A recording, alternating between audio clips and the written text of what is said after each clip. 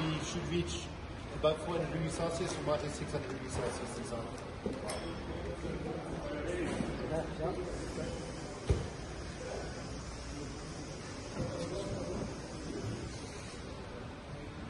In this case also we're triggering it manually at a certain point. It's automatic detection that will go earlier than what we're thinking. You want to say you're ready for the fire. So, like I said to you guys, we're going to create a fan fire that normally accumulates at the bottom of the engine.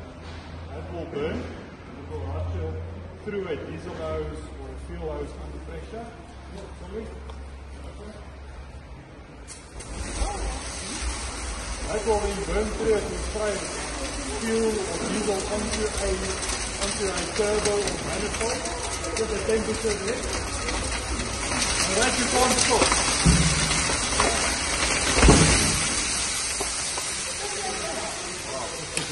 Accelerate. And see how the cooling effect of the evaporating suppressor. It's safe now, sometimes just steam.